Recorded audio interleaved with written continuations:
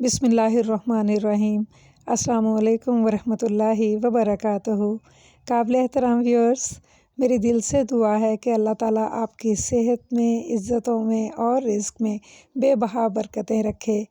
तो यहाँ आज हमारी एक मिठाई है और वो गाजर से बनी है। तो यहाँ पर हम गाजरें ले रहे हैं। ये तकरीबन 500 ग्राम के करीब हैं।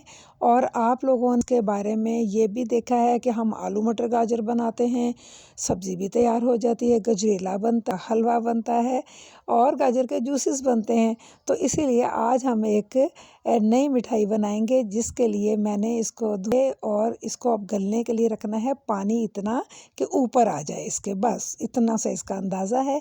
वो चढ़ा दिया गलने के लिए। यहाँ कोई प्यालियाँ, कोई कप्स या मोल्ड कुछ भी लेके इसको ग्रीस करके रख दें। और अब हमारी जितनी देर मैंने मोटे काम किए, मेरी गाजरें हो गई हैं तैयार। तो इनको जब आप कवर करके गलाएंगे तो जल्दी गल जाएंगी। तो अब हम इनको चेक कर लेते हैं, जैसे हम सवैयाँ या वाइट राइस को करते हैं ना स्ट्रेन, इस तरह हम एक स्ट्रेनर लेके तो इनको कर लेंगे स्ट्रेन।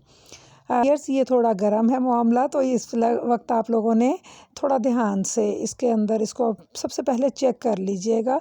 मैंने वैसे वहीं पर ही चेक कर लिया था कि बॉयल हो गई हैं। ये कहते मैं दबाऊंगी तो क्रीमी टेक्सचर आ रहा है। तो यहाँ इसको आपने हल्का सा इसकी भाप निकाल के तो किसी मशीन में आपने इसको पेस्ट फॉर्म में ले आना है, चाहे आपके पास कोई भी मशीन है।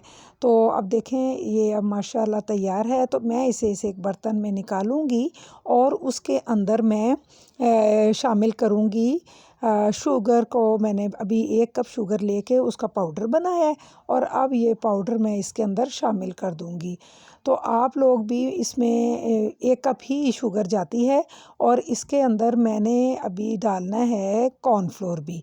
और ये सब कुछ जो है ये चूल्हे पर कुकिंग प्रोसेस में नहीं हो रहा, अभी मैं बाद में चूल्हे पे इसको रखूँगी। तो पहले एक आप बॉल ले लें, उसके अंदर 3 खाने के चम्मच यहाँ पर फुल भर के कॉर्नफ्लोर के लेके, तो देखें जो गाजर का पानी हमने स्ट्रेन किया है ना, वही पानी मैं अब इसमें इसलिए शामिल करूँगी कि उसके फ्लेवर्स होते हैं।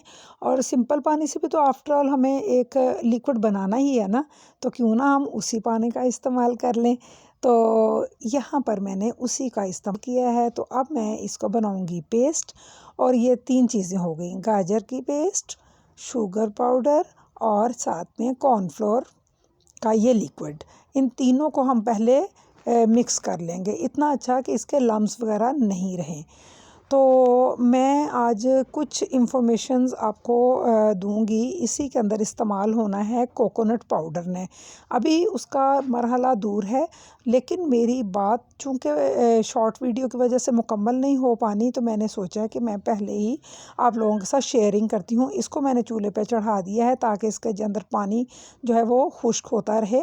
तो कोकोनट जब भी आप बाज़ार से लें, आपके घरों के बाज़ार जो करीब बाज़ार होते हैं उसमें करियाना शॉप्स होती हैं, वहाँ से खुला मिल जाता है। आप चाहे उसे ले लें, लेकिन अगर आप सुपर स्टोर जाते हो तो वहाँ पर आपको ये पैकेट्स में मिलता है।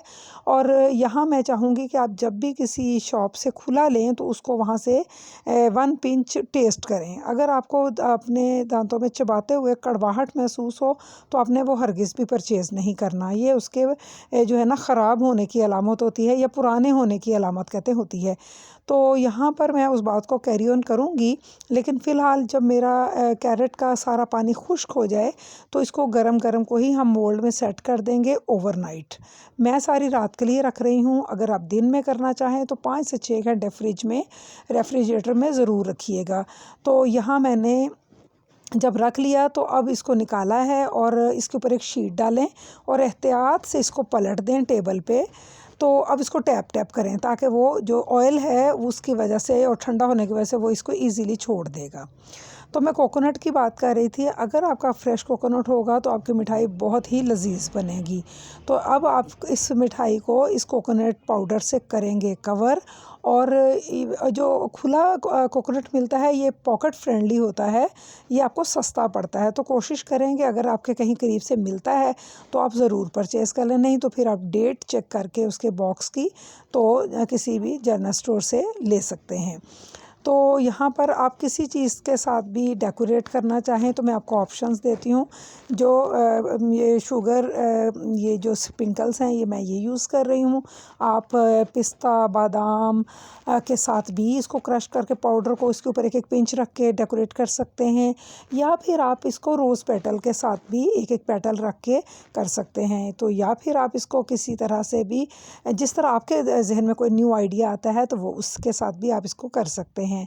तो मेरी जो कैरेट जेली कह लें या कोकोनट जेली कैरेट जेली कह लें, जो भी नाम आप इसे देना चाहते हैं आप इसे दे सकते हैं। बहुत ही लजीज मिठाई बन के तैयार होती है। तो माशाल्लाह मेरे पास ये तैयार है, मैंने इसे टेस्ट भी किया और अपने फ्रेंड्स के साथ भी शेयर किया। इस मिठाई के बारे में ये है कि आपने इसको जब भी खाने के लिए देना है इसको चिल करके देना है, ये इसके लिए स्पेशल टिप है। तो इसे शेयर कीजिए, इसे सब्सक्राइब कीजिए और मुझे अपनी दुआओं में याद रखें। तो इजाज़त चाहूँगी। अल्लाह निगहबान।